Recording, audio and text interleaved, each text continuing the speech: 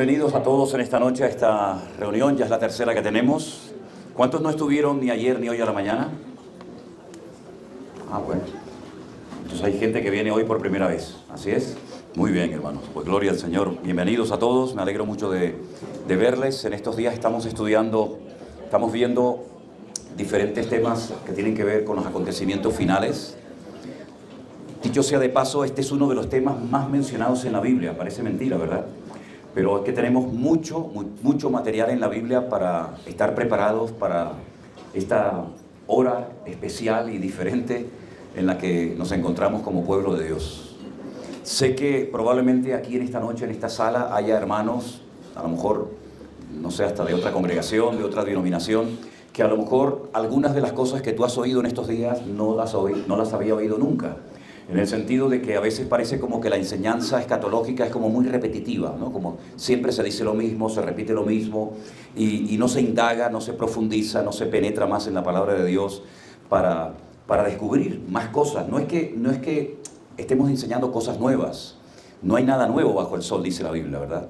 Lo que pasa es que muchas veces he notado a los creyentes, incluso creyentes que llevan años en los caminos del Señor, que no profundizan, que se queden siempre en la superficie. Y bueno, ahí se quedan y pasa un año y pasan dos y les pasa la vida y no terminan de profundizar en la palabra de Dios. Y la palabra de Dios es un pozo increíble de riqueza, de conocimiento.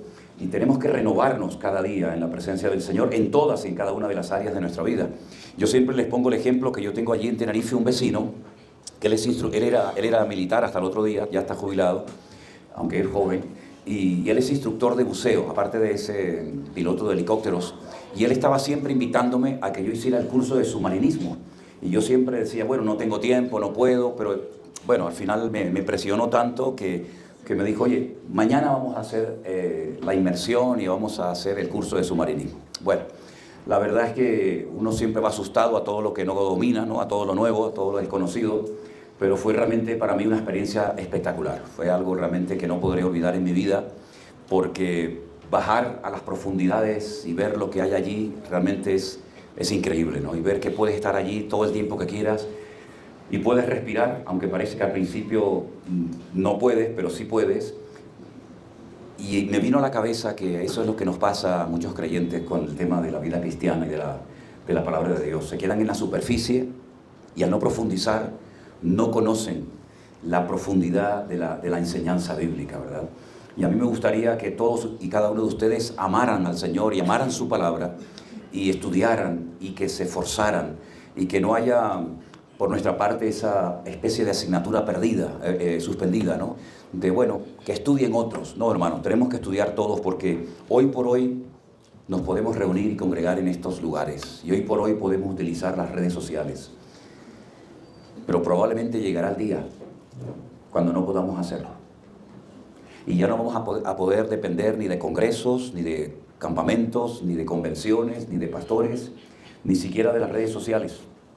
Y vamos a tener que convertirnos en autodidactas, personas estudiantes de la palabra de Dios, y usted tendrá que tener en su casa su iglesia, su culto, sus reuniones, sus devocionales. Todavía ese tiempo no ha llegado. En muchas partes del mundo sí, cuidado.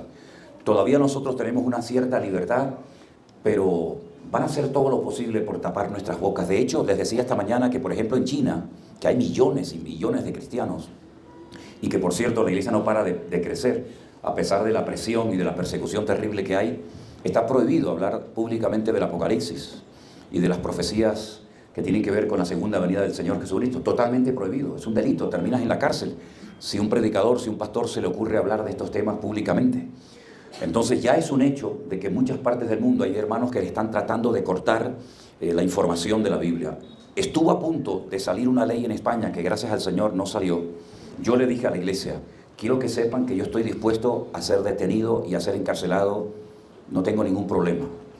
La ley consistía en que nos querían obligar a los pastores que días antes de predicar teníamos que llevar por escrito todo el sermón al gobierno civil, para que ellos lo analizaran, ellos leyeran lo que tú ibas a decir, y entonces habría una censura. No, esto no lo diga, esto, cuidado con esto, y entonces te decían lo que podías y lo que no podías decir. Conmigo lo tienen muy complicado porque yo no escribo nada, yo no tengo ninguna predicación escrita ni estudios escritos, y para mí sería una tortura el tener que llevarle un mensaje escrito a un señor, Pero yo le dije, yo no le voy a llevar el mensaje de lo que yo voy a predicar a nadie. Y si lo tuviera que llevar y me prohíben hablar de ciertas porciones de la palabra de Dios, pues no hace falta que me vengan a detener. Yo vengo voluntariamente a que me detengan, no tengo ningún problema. Así es que disfrutemos de esta libertad que tenemos, que no sabemos hasta cuándo vamos a tenerla. Amén, hermanos. Amén. Vamos a orar en esta tarde y pedirle al Señor que el estudio que vamos a presentar y a orar, pedirle al Señor que abra nuestra mente, nuestros corazones, y que el Espíritu Santo de Dios sea el que nos ilumine y nos muestre el camino a seguir. Padre Celestial, muchas gracias por este privilegio tan maravilloso de poder estar aquí en quietud, en calma, después de este tiempo precioso de alabanza, de adoración. Ahora vamos a abrir tu palabra y pedimos que tú abras también nuestros corazones, nuestras mentes, nuestros oídos, para que la iglesia oiga lo que el Espíritu tiene que decirle a la iglesia. Nos ponemos en tus manos, en el bendito nombre de Jesús. Amén y amén. Hemos analizado, no en profundidad, pero todo lo que hemos podido, acerca del capítulo 2 del libro del profeta Daniel, el sueño del rey Nabucodonosor, con su correspondiente interpretación. Hemos meditado y reflexionado acerca de los 4 animales que aparecen en el capítulo 7 del libro de Daniel también, un sueño que tuvo Daniel, y que cada uno de estos animales tiene una aplicación, una interpretación. Analizábamos hoy a la luz de Apocalipsis capítulo 13, las 2 bestias que dice la palabra de Dios, que uno es el anticristo y otro es el falso profeta, las funciones que cada uno de ellos va a llevar a cabo, las características que tienen cada uno de ellos. Pero quiero entrar por lo menos un poquito en el capítulo 12 del libro del Apocalipsis, donde hay una visión un tanto extraña que tenemos que conocer. ¿Qué es lo que el Señor nos quiere enseñar a través de esta revelación espectacular que recibió el apóstol Juan en la isla de Patmos? Recuerdan que el apóstol Juan fue el último discípulo en morir. Fue el único que no murió como mártir, aunque intentaron matarlo en varias ocasiones. Él murió de anciano en la ciudad de Éfeso, ¿verdad? Y él tuvo el privilegio de poder tener hasta el último día a María, la madre del Señor Jesucristo, con él, porque él fue el que recibió el encargo del Señor Jesús de cuidarla, ¿verdad? Y cuando está en la isla de Patmos, él recibe una serie de sueños y de visiones, y el Señor le muestra esta visión extraordinaria que dice así: apareció en el cielo una gran señal, una mujer vestida del sol, con la luna debajo de sus pies, y sobre su cabeza una corona de 12 estrellas. Fíjense todos los detalles y la información que nos da la Biblia acerca de esta mujer. Estando encinta, ella estaba embarazada, clamaba con dolores de parto en la angustia de su alumbramiento. También apareció otra señal en el cielo. He aquí un gran dragón escarlata que tenía 7 cabezas y 10 cuernos, y en sus cabezas 7 diademas. Y su cola arrastraba la tercera parte de las estrellas del cielo y las arrojó a la tierra. El dragón se paró frente a la mujer que estaba para dar a luz, a fin de devorar a su hijo tan pronto como naciese. Ella dio a luz un hijo varón, que regirá con vara de hierro a todas las naciones, y su hijo fue arrebatado para Dios y para su trono. La mujer huyó al desierto, donde tiene lugar preparado por Dios para que allí la sustenten por 1260 días, es decir, 3 años y medio. Después hubo una gran batalla en el cielo. Miguel y sus ángeles luchaban contra el dragón, y luchaban el dragón y sus ángeles. Pero no prevalecieron, ni se halló ya lugar para ellos en el cielo. Y fue lanzado fuera el gran dragón, la serpiente antigua, que se llama Diablo y Satanás, el cual engaña al mundo entero, y fue arrojado a la tierra, y sus ángeles fueron arrojados con él. Versículo 10. Entonces oí una gran voz en el cielo que decía: ahora ha venido la salvación, el poder y el reino de nuestro Dios y la autoridad de su Cristo, porque ha sido lanzado fuera el acusador de nuestros hermanos, el que los acusaba delante de nuestro Dios día y noche. Y ellos le han vencido por medio de la sangre del Cordero y de la palabra del testimonio de ellos, y menospreciaron sus vidas hasta la muerte. Por lo cual alegraos cielos y los que moráis en ellos. Ay de los moradores de la tierra y del mar, porque el diablo ha descendido a vosotros con gran ira, sabiendo que tiene poco tiempo. Y cuando el dragón vio que había sido arrojado a la tierra, persiguió a la mujer que había dado a luz al hijo varón. Y se le dieron a la mujer las 2 alas de la gran águila, para que volase de delante de la serpiente al desierto, a su lugar, donde es sustentada por un tiempo, tiempos y la mitad de un tiempo. Es lo mismo que decir 3 años y medio. La serpiente arrojó de su boca tras la mujer agua como un río, para que fuese arrastrada por el río. Pero la tierra ayudó a la mujer, pues la tierra abrió su boca y tragó el río que el dragón había echado de su boca. Entonces el dragón se llenó de ira contra la mujer y se fue a hacer guerra contra el resto de la descendencia de ella, los que guardan los mandamientos de Dios y tienen el testimonio de Jesucristo. ¿Cuántos dicen amén? Realmente una visión, una revelación del Señor espectacular, porque parte de la visión habla del pasado y parte de la visión habla acerca del futuro. El pasado ya se ha cumplido. La parte de la profecía o de la revelación que queda por cumplirse aún no se ha cumplido. Ahora bien, tenemos primeramente que identificar a esta mujer, identificar al niño y preguntarnos o hacernos una serie de preguntas. Dentro de la teología de la Iglesia Católica interpretan que la mujer es, como no podía ser de otra manera, la Virgen María, porque los católicos pues ven a María por todas partes. Pero no es la Virgen María. Después vamos a ver por qué. Otras personas, incluso ciertos sectores evangélicos, han interpretado que la mujer es la iglesia, pero la iglesia tampoco puede ser, y vamos a ver todas las razones por las cuales no puede ser. Entonces, si no es la iglesia, que es tratada en la Biblia como mujer y nunca como un sexo masculino, y si no es María, ¿de quién se trata esta mujer? Ahora, cuando vamos al primer libro de la Biblia, encontramos que Satanás ya estaba en el jardín del Edén antes de que Adán y Eva fueron creados. Porque aunque lo vemos allí, la Biblia nos enseña que él fue creado antes de Adán y Eva y fue arrojado de la presencia del Señor, y la Biblia dice que vivía en la cara oculta, en la cara oscura, en la cara de tinieblas de la tierra, y de repente él aparece en el huerto del Edén, el lugar más hermoso, más perfecto y de mayor equilibrio de la tierra en aquel tiempo.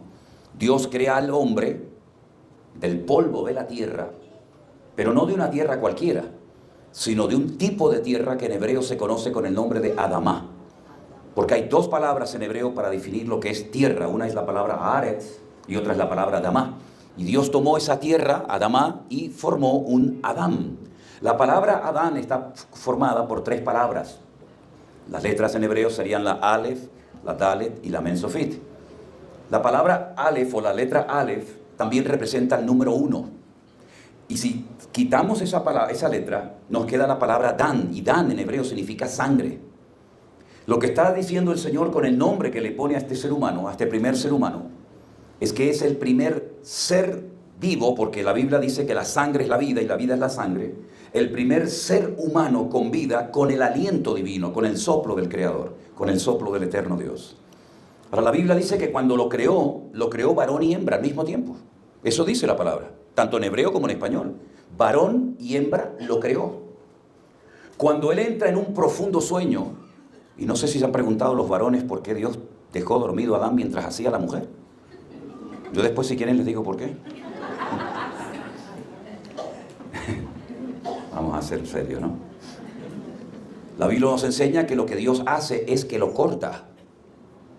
Eso es lo que dice la palabra, lo cortó y le extrajo la parte femenina, y cuando él observa esa parte que formaba parte de su cuerpo, él dice, eso que está ahí o esa que está ahí es hueso de mi hueso y carne de mi carne. Y entonces dice la Biblia que ese sentimiento de soledad que Adán sintió durante algún tiempo ya desapareció, porque en la versión que tenemos la mayoría de nosotros, del 60, Reina Valera, dice que Dios le creó una ayuda idónea.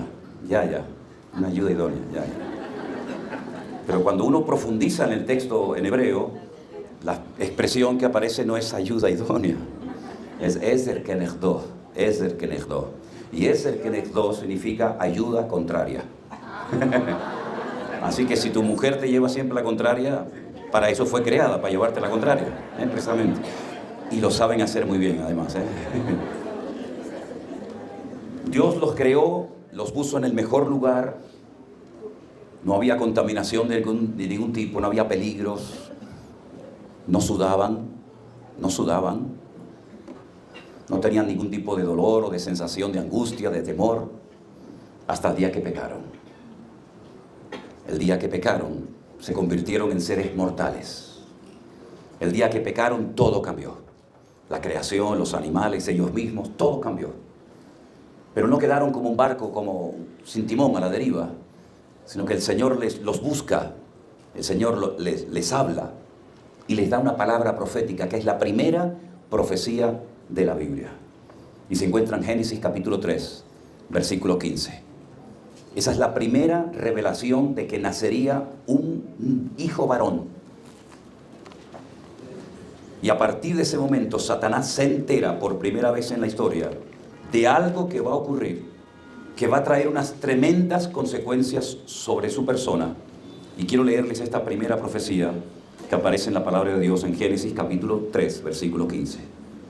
Y son palabras del Señor nuestro Dios que dicen así: yo pondré enemistad entre ti y la mujer. Le está dirigiendo la palabra al diablo, a Satanás. Voy a poner una amistad, un conflicto permanente entre el mundo espiritual del diablo y ustedes, las mujeres. Y entre tu simiente y la simiente tuya o suya. Esta te herirá en la cabeza y tú la herirás en el calcañar. Satanás se entera por primera vez que van a ser un hijo varón que le va a herir a él en la cabeza, pero que a su vez él va a poder herir a ese hijo varón en una parte del cuerpo que es el calcañar. No sabe cómo se llama, no sabe dónde van a nacer, no sabe absolutamente nada. Pero a partir de ese momento Satanás intenta seguir el rastro profético que Dios ha lanzado.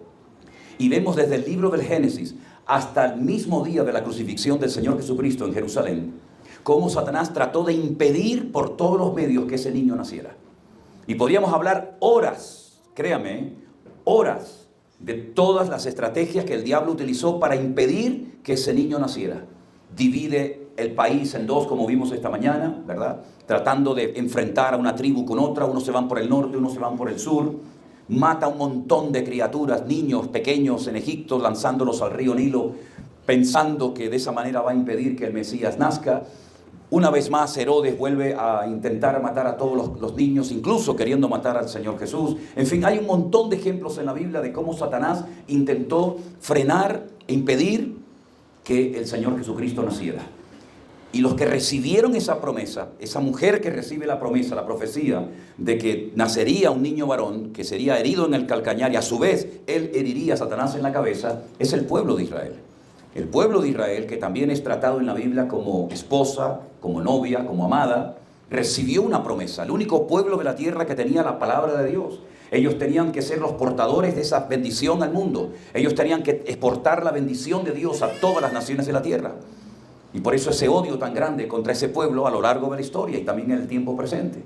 Porque es un pueblo que tiene una relación directa con el plan profético de Dios. Y no es que sean los mejores, ni mucho menos, y no es que todos lo hagan bien, pero Dios eligió a esa nación, Dios compró, Dios redimió a esa nación que estaban como esclavos a punto de ser exterminados en un auténtico genocidio en Egipto. Pero el Señor fue preparando a ese pueblo y de todo ese pueblo decidió escoger a una tribu, a la famosa tribu de Judá. Pero el Mesías tendría que nacer en algún lugar. Y le revela solamente a un profeta de todos los que hubieron en el Antiguo Testamento, concretamente a Miqueas, le revela el lugar del nacimiento del Señor Jesucristo y tenía que ser en Belén de Judea. Pero en aquel momento, cuando María queda embarazada, ella no vive en Belén de Judea. Ellos estaban en otra parte del país. ¿Para qué va a ir una mujer embarazada, casi a punto de dar a luz, recorrer todo el país para llegar a Belén de Judea? Es una locura, no tiene ningún sentido. Pero en aquellos días, casualmente, el Señor que dirige a la historia y quita y pone reyes, el Señor puso en el corazón de un César de Roma que todo el mundo tenía que volver al lugar de origen para ser empadronados. Y a ellos no les quedó más remedio que ir al lugar donde tenían que ser empadronados, que era Belén de Judea. Y estando allí les sobrevinieron los dolores de parto y el niño nació. Pero desde el mismo momento que nació ya el diablo quiso destruirlo. Y recuerden ustedes que tuvieron que huir sus padres. Es la única vez que el Señor Jesucristo se va al extranjero, concretamente al país de Egipto. Y allí están 2 años. Y a lo largo de su ministerio, Satanás intentó por todos los medios destruir e impedir que la profecía se cumpliera.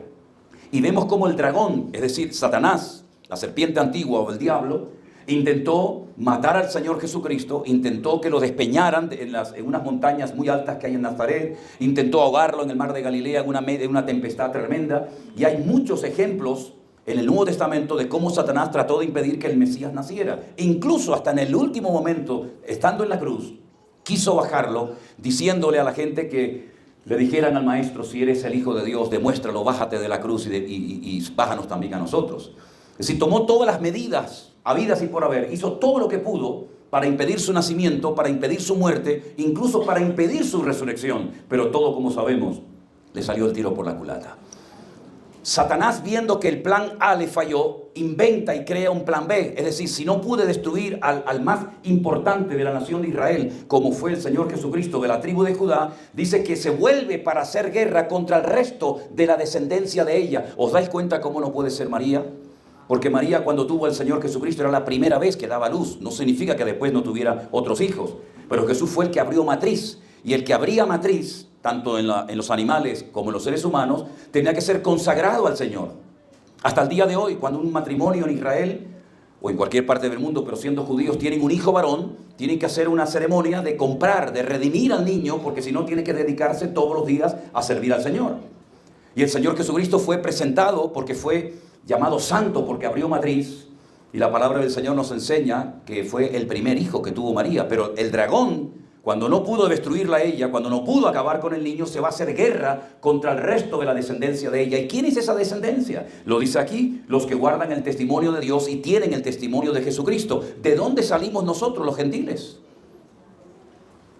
La Biblia nos enseña que hemos sido injertados en el olivo verdadero, que es el pueblo de Israel. Generalmente la mayoría de los árboles tienen uno que imita al árbol verdadero, y los olivos también lo tienen. Hay un olivo verdadero del cual se extrae el oro líquido, que es el aceite. Por cierto, España es el país del mundo que más aceite produce. Pero sin embargo, hay otro árbol que parece un olivo, pero es silvestre, no da nada. Y la Biblia dice que los gentiles eran como un olivo silvestre, que no iba a dar nunca fruto, que no se podía esperar absolutamente nada de ellos. Y lo que Dios hace contra natura es arrancar las ramas del olivo verdadero, injertar olivo silvestre en el olivo verdadero. Y dice el Señor a través de la pluma de Pablo: y no te enseguorbezcas. No le des lugar al orgullo, a la arrogancia en tu vida, porque no son las ramas las que alimentan la raíz, sino la raíz la que alimenta las ramas. Y poderoso es Dios cuando se arrepientan y reconozcan su pecado, para volver a injertarlos a ellos en el olivo verdadero. Y si haciendo mal las cosas enriquecieron al mundo, imagínate cuando se conviertan y hagan las cosas bien para la honra y la gloria del Señor. Es decir, hay gente que ha enseñado, lamentablemente es terrible, que la iglesia anuló y sustituyó para siempre al pueblo de Israel, y es rotundamente falso. La iglesia no ha sustituido, no ha opacado la realidad de un pueblo que tiene unas promesas, donde hay unos pactos y donde Dios va a cumplir su palabra, porque Dios no es hijo de hombre para que mienta, ni hijo de hombre para que se arrepienta de lo que prometió. ¿Cuántos dicen amén? Amén. No es como los políticos que prometen una cosa y al día siguiente hacen otra. Y nosotros los españoles tenemos muchísima experiencia en eso, porque yo creo que uno de los políticos más mentirosos del mundo es el presidente que tenemos en España, que hoy dice una cosa y a la media hora dice otra, y él nunca reconoce que ha mentido, sino dice a veces: he cambiado de opinión. Simplemente eso, ¿no? Ahora, esta mujer es el pueblo de Israel, el que nace es el Señor Jesucristo, el resto de la descendencia es la iglesia. Y entonces aquí encontramos que el diablo persiguió durante un tiempo a Israel, tratando de impedir que naciera la criatura, que era el Mesías, pero también dice que va a perseguir a la iglesia, a los santos del Señor Jesucristo. Pero algunos creyentes fueron enseñados de que no íbamos a sufrir ningún tipo de persecución. Pues lamento mucho decirte que te tomaron el pelo y te engañaron, porque eso no dice la palabra. La palabra dice en Apocalipsis capítulo 12, que viendo que no pudo destruir ni a la mujer, ni al niño, al hijo varón que es el Señor Jesús, se va a hacer guerra contra aquellos que tienen el testimonio del Señor Jesucristo. Y eso somos nosotros, amén, hermanos.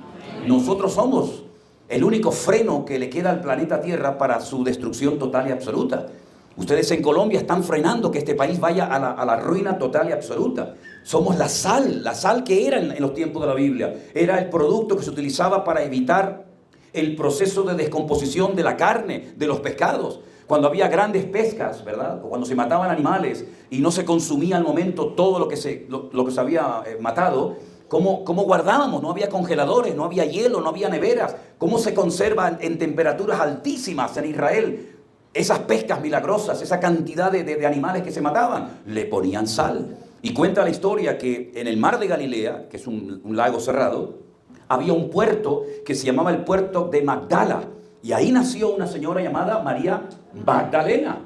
Y del puerto de Magdala se mandaban por un camino que sale entre las montañas, pescados allí hasta Roma. ¿Y cómo llegaban sin ser descompuestas esas carnes, esos pescados? Porque los salaban con sal. Y entonces el Señor, viendo que la sal era un producto tan importante y tan necesario en aquella época, les dice, ¿sabéis una cosa? Vosotros sois la sal de la tierra. Y si ustedes no hacen su función de sal, no hay ninguna posibilidad de que esto sea frenado. Y al mismo tiempo ustedes son la luz del mundo. Y mirando a una montaña que se ve desde el mar de Galilea y hay arriba un pueblo que todavía existe, la ciudad de Safet, les dijo, vosotros sois como esa montaña que no se puede esconder, sino que su luz alumbra a todos los hombres. Así que sois la sal de la tierra y sois la luz del mundo. Por lo tanto, el creyente tiene que partir de la base de que en cualquier momento la sociedad se vuelve contra nosotros, las leyes se vuelven en contra de los evangélicos y comienzan a darnos, comenzamos a darnos cuenta de que se cierran puestos de trabajo y se cierran empresas y se cierran iglesias, como está pasando, por ejemplo, en este momento en el continente africano, que es uno de los continentes donde más hermanos están muriendo por día, todos los días, en Nigeria, en Congo y en otras partes del mundo. Y no porque sean menos santos o menos espirituales que nosotros, sino yo pienso que a lo mejor es por todo lo contrario, ¿verdad? Así que el capítulo 12 del libro del Apocalipsis nos habla acerca de una persecución que se produjo antes de Cristo y de una persecución que se producirá después de Cristo en los últimos tiempos. Ahora bien, como a mí me gusta que la gente sepa no solamente lo que va a suceder, sino que cronológicamente te sepas ubicar y posicionar en la historia, no nos queda más remedio que ir a la segunda carta del apóstol Pablo a los tesalonicenses. Y allí se nos da el orden. Tienen que aprenderse esto de memoria, hermano. Perdonen que insista, pero es que hay cosas que no podemos decir, bueno, ya las aprenderé otro día. No, tienes que aprenderlas hoy y repetirlas. Y si te cuesta, pues escríbelas. Haz lo que quieras. Pero aquí hay un orden muy interesante y necesario de aprender. Y vamos a segunda de Tesalonicenses, por favor, en esta noche, al capítulo 2. Y el capítulo 2 nos da una revelación extraordinaria de la línea de acontecimientos que se van a llevar a cabo antes de que venga el Señor Jesucristo. Por eso les dije el viernes a la noche, les dije hoy a la mañana y les vuelvo a repetir hoy sábado por la tarde, hoy no vendrá nuestro Señor Jesucristo. Yo sé que nadie dice amén, pero no me importa. No hay ningún problema, no pasa nada. Hoy no puede venir el Señor Jesucristo. No puede venir. No es que no va a venir, es que no puede venir. Gracias, hermano. ¿Y por qué no puede venir? Por lo que vamos a leer ahora. Con respecto a la venida de nuestro Señor Jesucristo y nuestra reunión con Él, os rogamos, hermanos, que no os dejéis mover fácilmente de vuestro modo de pensar, ni os conturbéis ni por espíritu, ni por palabra, ni por carta como si fuera nuestra, en el sentido de que el día del Señor está cerca. Nadie os engañe en ninguna manera, porque no vendrá. ¿Quién? El Señor, está hablando de la venida del Señor. No vendrá sin que antes venga la apostasía y se manifieste, se dé a conocer el hombre de pecado y el hijo de perdición. Ahora, para saber de qué venida, aunque yo lo veo que está muy claro, pero para que quede más claro todavía, para saber de qué venida está hablando Pablo en este capítulo, pues en el texto original aparecen dos palabras diferentes para hacer referencia o bien a la primera o bien a la segunda venida del Señor Jesucristo. Y una, como hemos dicho en varias ocasiones, es la palabra epifanía. La palabra epifanía, cada vez que aparece en los textos del Nuevo Testamento, hace referencia a la primera venida de nuestro Señor Jesucristo, que ya se ha producido. Amén, hermanos. Ya se cumplió hace 2000 años, ya cumplió todo lo que estaba escrito acerca de su primera aparición. Pero la segunda palabra que aparece, que solamente se usa en las Sagradas Escrituras para hacer referencia a su segunda venida, es la palabra parousia. Y aquí en el versículo 1 aparece la palabra parousia. Es decir, con respecto a la segunda venida, la segunda aparición física y visible de nuestro Señor Jesucristo, entonces Pablo dice que Él va a venir, no les quepa la menor duda. Él dijo, no se turbe vuestro corazón. ¿Se acuerdan? ¿Creéis en Dios? ¿Creed también en mí? ¿Cómo sigue? En la casa de mi Padre muchas moradas hay. Si así no fuera, yo os lo hubiera dicho. ¿Cómo sigue? Voy pues a preparar lugar para vosotros, para que donde yo estoy, vosotros estéis conmigo. Y sabéis a dónde voy, y sabéis el camino. ¿Sabéis el resto o no? Bueno, vamos a dejarlo ahí. Y si me fuere, y os preparare lugar, vendré otra vez. Vendré otra vez. Por eso cuando el Señor Jesucristo resucitó y Pedro entró en una tumba vacía, dice que vio y creyó. Porque dice la Biblia que cuando vio los sudarios, las sábanas, las telas que le habían utilizado las mujeres para envolverlo, las vio bien dobladitas y bien colocadas. Esa era la forma como decía una persona que estaba comiendo: tengo que salir un momento, pero no me retiren el plato porque voy a seguir comiendo. Si una persona estaba comiendo en un banquete y cogía la servilleta o el trapo, lo que fuera, y lo tiraba así de mala manera, el que estaba recogiendo las mesas decía: el Señor ya no va a comer más porque ya ha cogido el trapo y lo ha tirado. Pero si yo me tengo que levantar para atender un asunto o para hacer cualquier otra cuestión y doblo mi servilleta bien y la dejo bien colocadita, estoy diciendo sin palabras a los camareros, a los sirvientes: no me retiren el plato que voy a venir otra vez. Y cuando Pedro entró dentro del sepulcro y vio el sudario bien dobladito y la sábana bien envuelta, Pedro entendió el mensaje como buen judío que era y dijo: el Señor viene otra vez. La pregunta es ¿cuándo? No sabemos el día ni la hora, pero sí sabemos el lugar. Dice la Biblia que cuando venga pondrá sus pies sobre el monte de los olivos, el que está enfrente de la ciudad de Jerusalén, y ese monte automáticamente se partirá en dos, y entonces establecerá su reino milenario en la ciudad de Jerusalén. El monte se partirá en dos y de su interior saldrán ríos de agua viva, porque toda la ciudad de Jerusalén por abajo hay ríos que no se ven pero están ahí, y dice que esas aguas vivas comienzan a entrar en el Mare Nostrum, el famoso mar Mediterráneo, pero también entran en el mar muerto, y dice que recobra la vida y millones de peces vuelven a aparecer en ese mar que se conoce como el mar muerto o el Yam Hamela, que es el mar de la sal. Y entonces Él establece su reino, y todos los años, en esta época de octubre, en esta misma época de octubre, que es cuando se celebra la fiesta de Sukkot o la fiesta de los tabernáculos, todas las naciones que hubieran sido salvas, es decir, los millones y millones de personas que se salvaron y no murieron en las batallas, en las guerras, en la gran tribulación, y quedaron con vida, y de repente, ¡pum!, llega el Señor Jesucristo y están allí, entran a formar parte del milenio, pero tendrán que subir todos los años a la ciudad de Jerusalén, repito, en esta fiesta de Sukkot que se celebra en el mes de octubre. ¿Para qué? Para adorar al Rey. Y toda nación que se niegue y no quiera subir, ese año no caerá ni una sola gota de lluvia sobre esa nación. Es increíble ver la cantidad de detalles que la palabra de Dios nos enseña, y es curioso notar que la matanza más tremenda de judíos después de la Segunda Guerra Mundial se produjo el día 7 de octubre de hace 2 años, el día de la Simchat Torah. El día que concluía la fiesta de los tabernáculos fue cuando el enemigo intentó robar el gozo del pueblo, haciendo una masacre terrible que no se veía desde los tiempos de los nazis en la Segunda Guerra Mundial en Europa, para que no pudieran celebrar con alegría esa fiesta que dura una semana. Y en esa época, todas las naciones de la tierra tendrán que subir para adorar al Rey de Reyes y Señor de los Señores. Pero antes de que venga el Señor Jesucristo, tienen que pasar 2 cosas que las hemos leído en esta noche. Lo primero es la apostasía, la anarquía, la pérdida de valores, la pérdida de valores absolutos, y todo se convierte en relativo, ¿verdad? Y la manifestación del hombre de pecado o el hijo de perdición, inicuo, como también lo llama Pablo un poquito más adelante, ahora lo veremos. Esas 2 cosas no se han dado, unas de ellas sí. Estamos viviendo en un tiempo de anarquía, de desorden, de caos moral y espiritual por todas partes. Como yo le he dicho muchas veces a los jóvenes cuando les comparto la palabra, ya no hace falta ir al mundo a pecar. Algunos tienen más fácil pecar dentro de la iglesia que fuera de la iglesia. Porque la iglesia, lamentablemente, no está en su mejor momento. La iglesia todavía tiene muchas manchas y muchas arrugas. Y todavía hay mucho circo y teatro y relajo y manipulación en algunas congregaciones. Y todo eso forma parte de ese sistema de valores creado por el mundo, donde todo vale. ¿Saben lo que me pasó ahora cuando estuve hace unos días, hace unas semanas en Estados Unidos, haciendo un llamamiento para que la gente pasara adelante, aceptaran al Señor? Creo que lo conté por las redes, algunos lo habrán oído. Se me acercó una señora y me pidió oración por su hija de 13 años.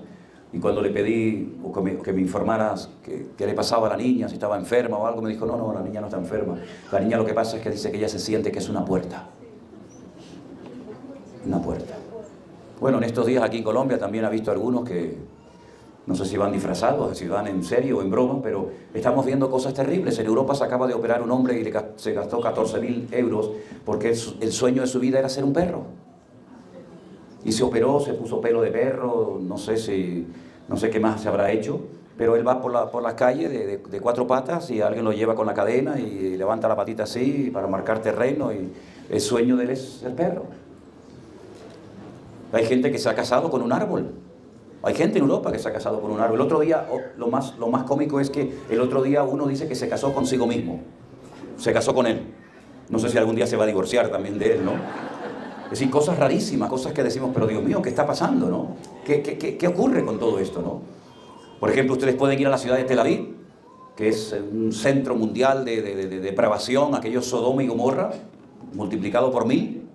O pueden ir a cualquier parte del mundo y van a ver que Sodoma y Gomorra eran dos ciudades relativamente pequeñas, pero ya hay miles de ciudades como Sodoma y Gomorra y la han superado. Es decir, la apostasía, los colegios, la falta de autoridad, la falta de respeto, los hijos contra los padres. Yo me acuerdo que en mi época mi padre me miraba y me mandaba un mensaje así telepático que lo entendía perfectamente, ¿no? Hoy en día ni con WhatsApp, ni con Facebook, ni con YouTube, ni tirándole piedras el tipo espabila, ¿no? Porque está en otra frecuencia completamente diferente. Hoy en día los hijos mandan a callar a los padres, cuando antiguamente ni se te ocurría, ¿no? Eso es la apostasía, donde todo vale. Iglesias en Estados Unidos que cuelgan un cartel en la entrada y dicen todos son bienvenidos, da igual como vivas, todos son bienvenidos, aquí se permite todo. Esa es una de las señales de los últimos tiempos y no tenemos que sorprendernos porque vamos a ver cada vez cosas peores. Pero lo peor está por venir y lo peor es un hombre que es la personificación del pecado. Por eso la Biblia lo llama el hombre de pecado, el inicuo. Así como el Señor Jesucristo era la personificación del amor, del orden, de la misericordia, el anticristo será la personificación de la maldad. Y su presencia va a cambiar el ambiente, la atmósfera espiritual de todas las naciones. Y vamos a ver, como dice Marcos en su evangelio, a hijos contra padres, padres contra hijos, guerras y rumores de guerras, y violencia e injusticia por todas partes. Todo eso nosotros ya lo hemos comenzado a ver. Entonces, por ejemplo, si fueran a Europa, se van a dar cuenta que Europa era un continente del cual salió el evangelio a muchísimas naciones de la tierra. De Inglaterra, de Alemania, de Suiza, salieron grandes predicadores que trajeron el evangelio a algunos países de aquí de Latinoamérica, incluidos los Estados Unidos. Europa está totalmente perdida, hermanos. Y todo eso lo estamos ya comenzando a ver. Y son las señales de los últimos tiempos. Pero repito, lo peor está por venir. Es cuando el diablo, como vimos esta mañana, le dará poder, trono y autoridad a un personaje llamado el anticristo que gobernará durante 3 años y medio a las naciones de la tierra, ofreciéndoles aparentemente paz y seguridad, pero será la representación del diablo en este mundo. Y entonces cuando este inicuo que dice la Biblia, miren qué característica nos da acerca de él, se opone y se levanta contra todo lo que se llama Dios o es objeto de culto.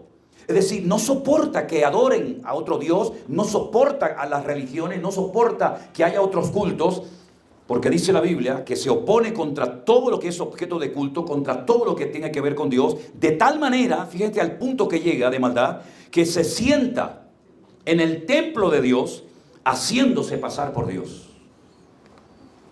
Es decir, que si se va a sentar en el templo de Dios, quiere decir que el templo de Jerusalén va a tener que ser reconstruido. Y en este momento el templo no se ha reconstruido. Desde el año 70 después de Cristo, cuando fue destruido por Tito, que era el hijo del emperador romano Vespasiano, ese templo quedó destruido, no quedó piedra sobre piedra, como dijo el Señor. Y en este momento, en ese lugar donde estaba el templo, está el domo de la roca, donde abajo de esa cúpula de oro, construida por un califa musulmán, hay una roca enorme, gigantesca, mucho más grande que todo esto, que fue la roca a la que subió el patriarca Abraham a sacrificar a su hijo Isaac. Y ese es el lugar donde estuvo el templo. Ese fue el lugar donde David tuvo que subir a presentar una ofrenda al Señor, donde vivía Arauna, ¿se acuerdan? Para parar la mortandad que había producido haber hecho algo fuera de la voluntad de Dios. Porque cuando hacemos cosas fuera de la voluntad de Dios, las consecuencias a corto y a largo plazo son terribles. En ese lugar es muy difícil subir, sobre todo para los judíos, aunque a veces suben, y es en ese mismo lugar donde se va a reconstruir el tercer templo de Jerusalén. Si ustedes van a Israel, algunos de ustedes seguramente ya han ido, hay un lugar que se llama el Instituto del Templo, donde te enseñan todo lo que ya está preparado para ser utilizado en cualquier momento, absolutamente todo. las vestiduras de los sacerdotes, las vestiduras especiales que llevará el sumo sacerdote, el altar de incienso, el lavacro, absolutamente todo, los instrumentos musicales, las trompetas de plata, absolutamente todo. Y el sueño del pueblo de Israel es reconstruir el tercer templo de Jerusalén. Y probablemente nosotros en no mucho tiempo veremos que ese templo se vuelve a reconstruir. Pero también dice la Biblia que a los 3 años y medio de haber inaugurado ese templo, el anticristo, este personaje del cual estamos hablando en esta noche, entra y lo profana y pretende que todas las naciones de la tierra lo adoren a él como si fuera el mismísimo Dios. ¿Qué te parece? Cómo la Biblia se anticipa en el tiempo y nos dice las cosas que van a ocurrir para que cuando comencemos a ver todos estos movimientos, y gracias al Señor hoy en día tenemos la televisión, tenemos el internet, que podemos ver en tiempo real lo que está sucediendo en el otro extremo de la tierra, ¿verdad? Pues todo esto nos va a ayudar para saber cuánto tiempo nos queda. El templo de Jerusalén va a volver a ser reconstruido y nuevamente va a volver a ser profanado por este personaje. Seguimos leyendo. ¿No os acordáis que cuando yo estaba todavía con vosotros os decía esto? Estas eran las enseñanzas que Pablo le daba a gente prácticamente recién convertida. Les recuerdo que fue en Tesalónica donde Pablo pasó menos tiempo en su ministerio. Él estuvo 2 años en Éfeso, 1 año en Corinto y 3 semanas en Tesalónica. Y este era el nivel de enseñanza que Pablo le transmitía a aquella gente para que supieran lo que tenían que hacer, cómo tenían que comportarse y vivir cuando viniera la persecución. Ahora vosotros sabéis lo que lo detiene a fin de que a su debido tiempo se manifieste. Porque ya está en acción el misterio de la iniquidad. Solo que hay quien al presente lo detiene, hasta que él, a su vez, sea quitado de medio. Esto es como los eslabones de una cadena.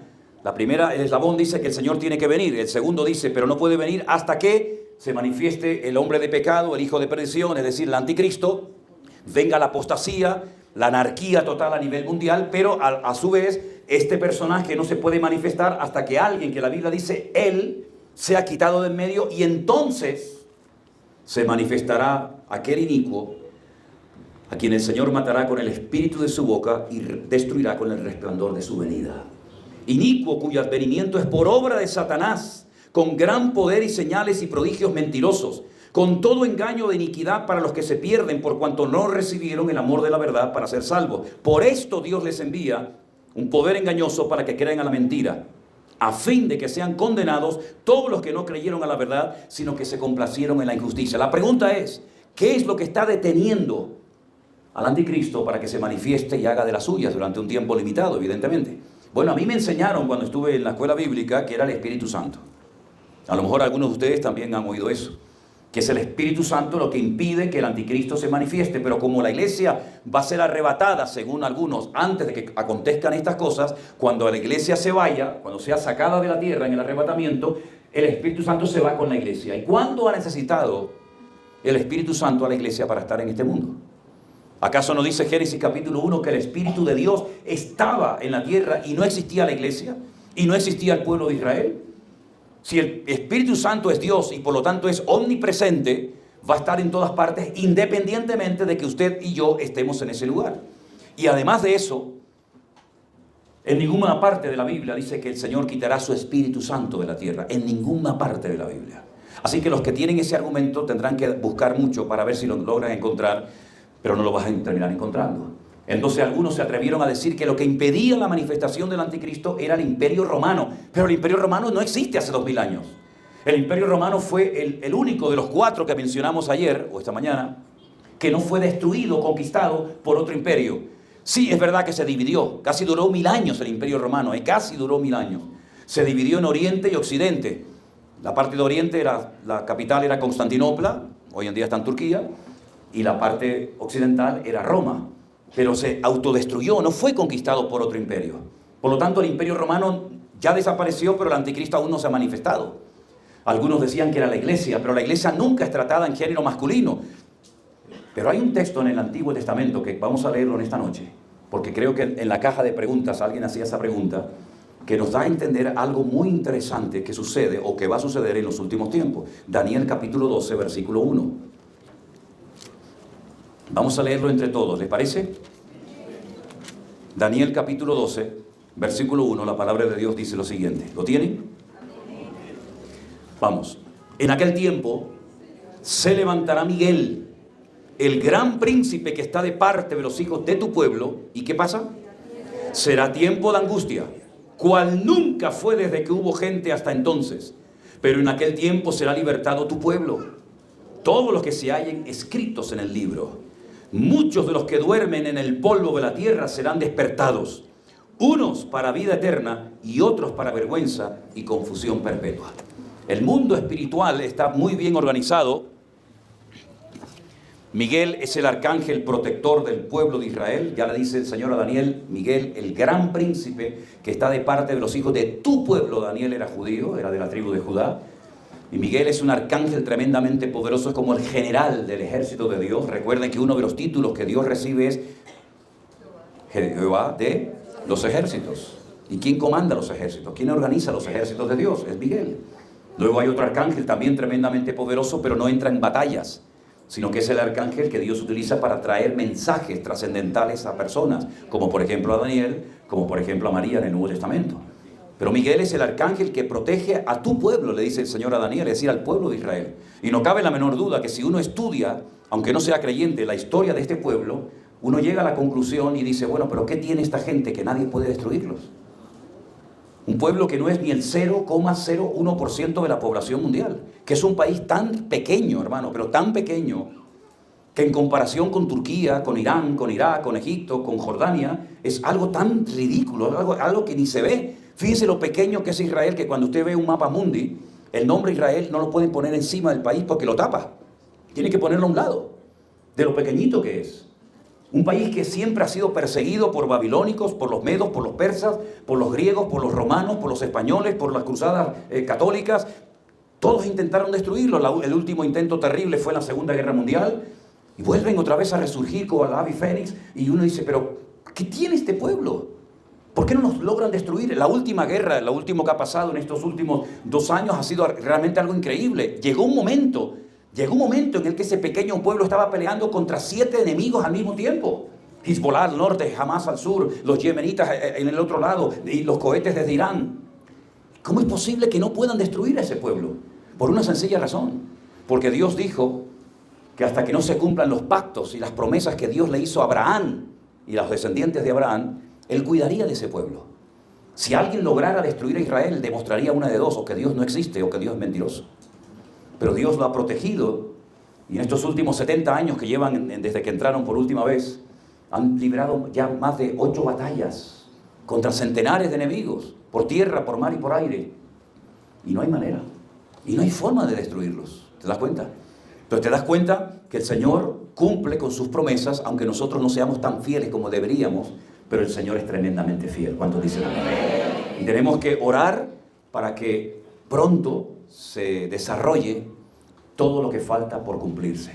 Y vamos a entrar en un periodo muy complicado de la historia, donde la economía va a ser tremendamente sacudida, donde por ejemplo el dinero ya ha desaparecido completamente de algunos países, ya el dinero metálico lo han quitado. Por ejemplo en Suecia ya prácticamente el dinero no se usa. Muchos lugares donde ya no aceptan el dinero, sino que ahora tienen tarjetas. Y llegará un momento cuando la Biblia profetiza en la segunda parte de la Gran Tribulación que el anticristo va a inventar, entre comillas, un sistema de control mundial, de la economía mundial tremendamente interesante, que va a consistir en que la gente no va a necesitar para viajar pasaportes, no va a necesitar dinero ni tarjetas de crédito, sino que en su cuerpo, en su mano y en su frente llevará una especie de microchip que te permitirá comprar, te permitirá vender, podrás viajar de un lugar a otro y la gente va a ser marcada como animales.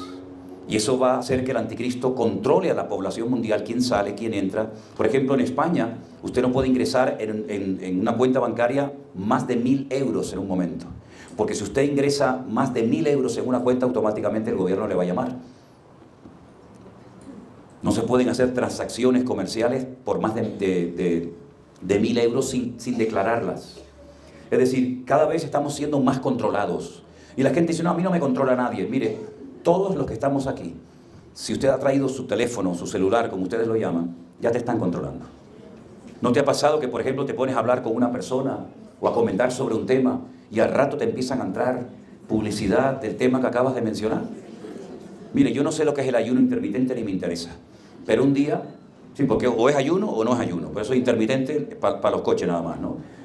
Pero un día, no sé con quién estaba hablando y salió el tema del ayuno intermitente. Y cuando llegué a mi casa no paraba de entrarme información y datos y publicidad del ayuno intermitente.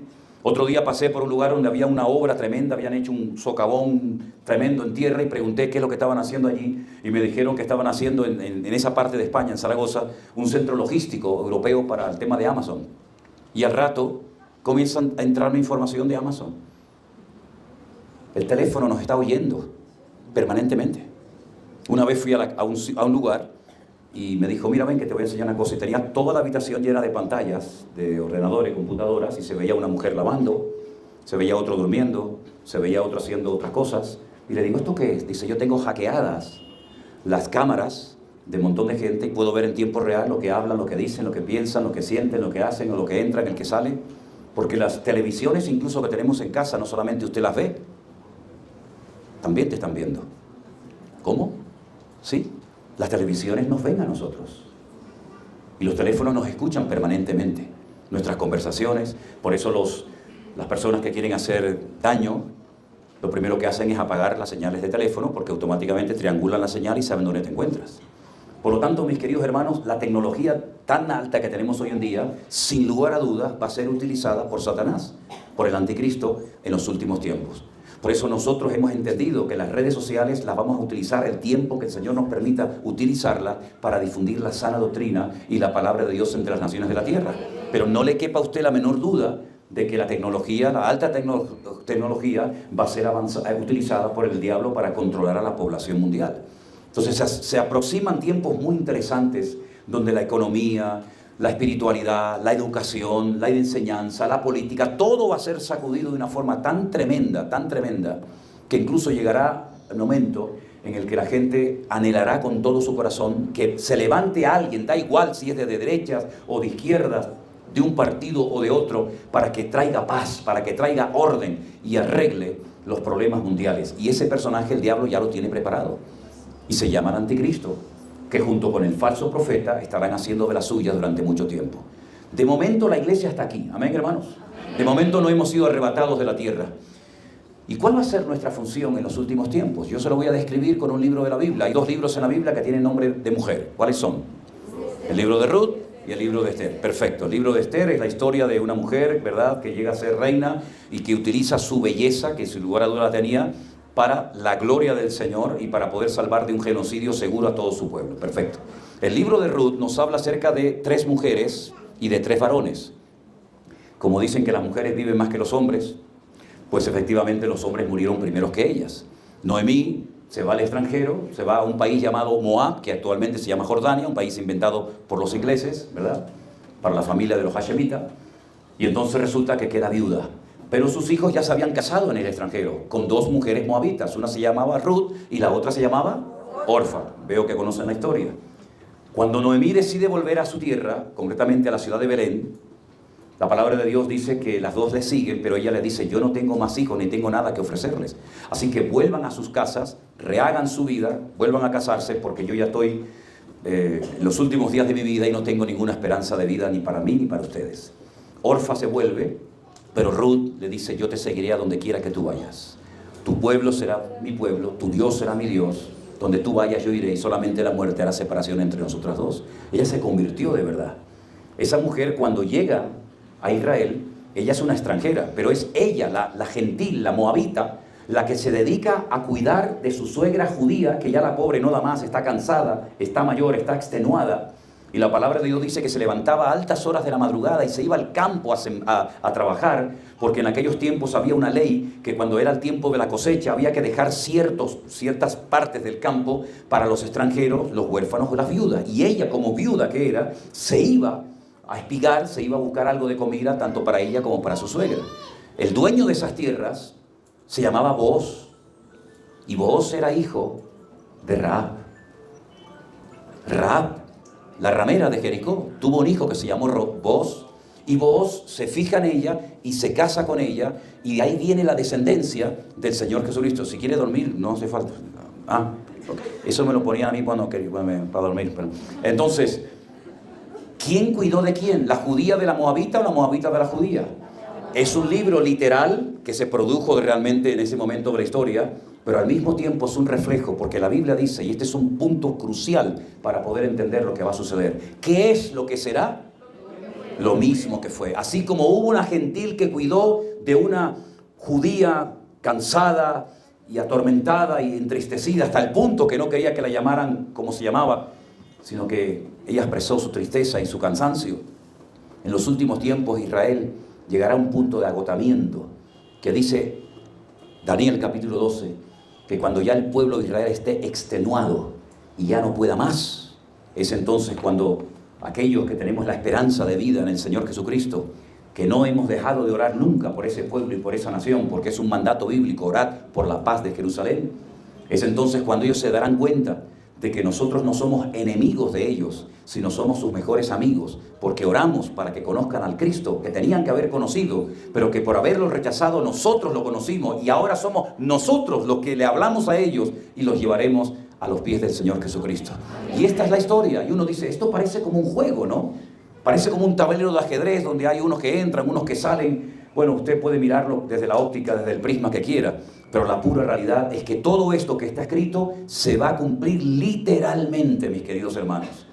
Y usted va a ver cómo tal vez va a ser rechazado simplemente por el delito de ser cristiano. Y por eso ya hay muchos cristianos, y me entristece, que ya van a las iglesias sin la Biblia. Usted no la lleva en el teléfono, porque a lo mejor se avergüenza de que su amigo le pregunte, oye, ¿tú estás leyendo la Biblia? ¿Dónde vas? ¿Dónde te congregas?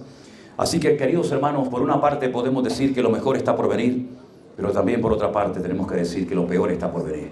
Y lo que pasó el día 7 de octubre, y ya vamos a dar lugar a algunas preguntas, lo que pasó el día 7 de octubre, donde murieron en una hora más de 1.200 personas, algunos niños los metieron en microondas. Y tengo las películas que grabaron desde las cámaras GoPro, los que entraron allí, las tengo todas y son terroríficas lo que allí se ve. Que el otro día le mandé estas películas a algunos hermanos y me dijeron, no hemos podido terminar de verlas, no hemos podido verlas. Todo lo que le hicieron a las mujeres embarazadas, a los niños, a las familias, eso simplemente, con dolor en mi alma tengo que decir, que es simplemente un pequeño botón de muestra de lo que le espera a ese pueblo, hasta que terminen clamando al único que nunca les ha abandonado, que es el Mesías que ellos crucificaron. Y dice que harán gran lamentación cuando verán al que traspasaron viniendo en las nubes para salvarle de una destrucción total en el valle de Megiddo, en el valle de Josafat, en la batalla de Armagedón, donde dice la palabra de Dios que habrá una matanza tan terrible que estarán 7 años quemando el armamento militar y estarán meses y meses enterrando muertos en fosas comunes, y donde la sangre llegará a la altura de los frenos de los caballos, y 200 millones de soldados procedentes de todas las naciones de la tierra irán a ese lugar con el único objetivo de destruir a ese pueblo y al Dios de ese pueblo. Todo esto va a acontecer en los últimos tiempos, y si a usted no le han predicado nunca de esto, lo lamento mucho, pero creo y estoy convencido de ello, que ahora, más que nunca en este tiempo, la iglesia tiene que oír estas cosas, para que usted se prepare y sepa vivir una vida cristiana victoriosa para la gloria del Señor. ¿Cuántos dicen amén? Aleluya. Tenemos una caja donde ustedes han ido depositando algunas preguntas. Esta mañana contestamos algunas, pero ahora vamos a responder a otras preguntas. Y si por casualidad han surgido preguntas de este sencillo estudio que les he compartido en esta tarde, pues usted con toda libertad puede también hacer su pregunta, porque nadie quiero que salga con dudas de este lugar. Estamos aquí para aprender. ¿Amén, hermanos? Escuchemos la primera pregunta entonces.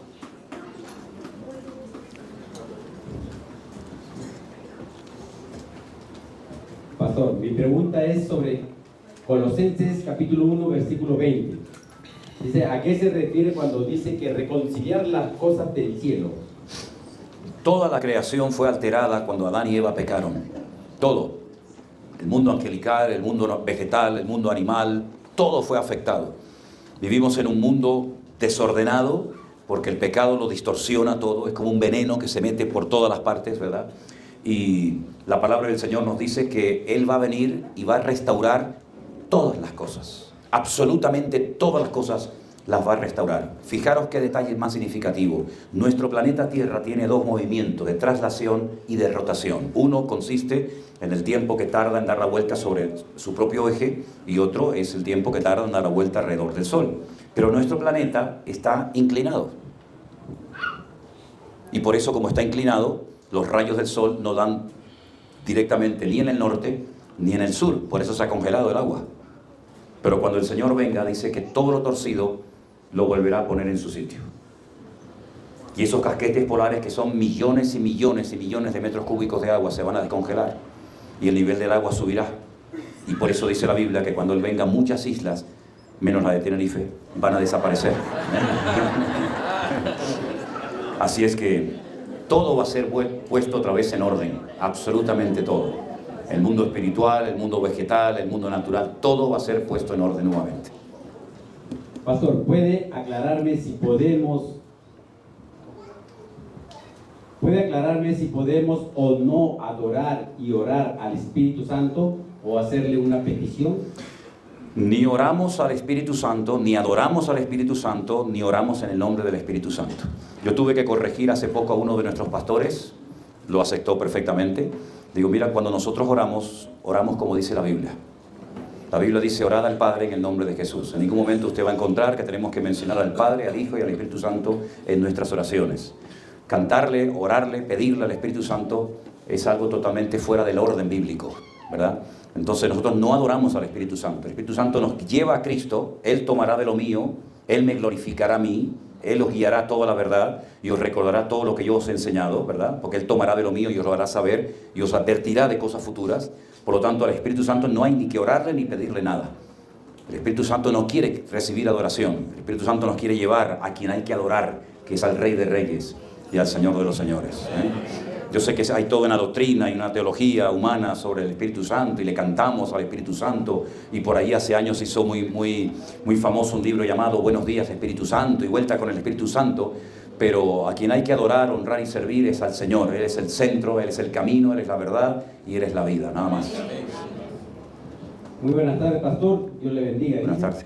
Pregunta, en Génesis capítulo 46, versículo 13, donde dice, los hijos de Isaacar, Tola, Fua, Job y Simrón, dice, ¿este Job es el mismo Job que fue afligido por Satanás? No, el libro de Job es el más antiguo de la Biblia y Job no aparece en ninguna parte. El libro de Job es mucho más antiguo que Abraham, es mucho más antiguo que cualquier personaje de la Biblia. Lo que pasa es que no está en el orden cronológico que debería de haber estado. Pero Job no era parte del pueblo de Israel, vivía en una región muy lejana de Israel y no tiene nada que ver con Israel, ni con los patriarcas, ni mucho menos. No tiene nada que ver. ¿Cómo tener una intimidad con Dios? ¿Cómo conocerlo? ¿Cómo servirle? ¿Cómo agradarle? La persona que haya hecho esa pregunta ya sabe lo que tiene que hacer. Leer la Biblia y lo que la Biblia le dice que tiene que hacer, ponerlo en práctica, y lo que la Biblia le prohíbe hacer no lo practique, y esa es la mejor forma de agradar a Dios, haciendo caso. Si me amáis, guardar mis mandamientos. ¿Queréis ser mis amigos?, le dijo el Señor a sus discípulos. Sí, pues hacer todo lo que yo os diga. Usted quiere agradar a Dios, métase en la palabra, vea lo que el Señor enseñó, los mandamientos del Señor, los pone en práctica, y es la mejor manera de agradar al Señor. Así de fácil. ¿Hay alguna conexión entre los capítulos de Apocalipsis, capítulo 13, versículo 18, con Segunda de Crónicas, capítulo 9, versículo 13? A ver, vamos a leerlos porque de memoria no me lo sé. Apocalipsis 13, ¿qué? Apocalipsis 13, versículo 18. El 13, 18 dice lo siguiente: He aquí hay sabiduría, el que tiene entendimiento cuente el número de la bestia, pues es número de hombre y su número es el 666. Y quiero que el de Crónicas habla de los que fueron sellados. No tiene nada que ver. Este es el sello que el anticristo le pone a sus seguidores, a sus adoradores, y el otro sello no tiene absolutamente nada que ver con esto. Son dos cosas diferentes. Pero no se olvide que el diablo siempre imita lo que Dios hace. El diablo siempre es un imitador. ¿Por qué no ha pensado nunca por qué dice la Biblia que Satanás le pondrá en el brazo y en la frente una marca a la gente, una especie de microchip para controlarlos y no permitirles comprar ni vender? Porque cuando usted va a Israel, usted se va a encontrar que lo que llama la Biblia en el Nuevo Testamento, en Mateo 23, las filacterías, las tenía que haber traído. Yo pensé guardarlas en la maleta, pero después ya no me cabía nada más. Las filacterías son una cajita de cuero con 4 divisiones internas donde hay rollitos de versículos escritos con unas tiras de cuero muy largas, y usted se la pone aquí en el antebrazo y se las amarra 7 veces y las pone aquí, y usted se la acerca al corazón, y luego hay otra cajita pequeñita que se la pone aquí en la frente, donde hay también versículos bíblicos, es decir, para que esté cerca de tu corazón y cerca de tu mente. Y curiosamente Satanás, imitando eso, los tefilín que se llaman, pues lo que hace es que le pone a la gente una marca en el brazo y otra en la frente. Siempre es un imitador, siempre sigue los pasos del Señor. No es un ser original, sino todo lo contrario, ¿no? Pastor, en Génesis capítulo 6, versículo 1 y 2, se refiere a los hijos de Dios. ¿Quiénes eran los hijos de Dios en este versículo? En aquel momento el título de hijos de Dios se le llamaba a los ángeles, ¿vale?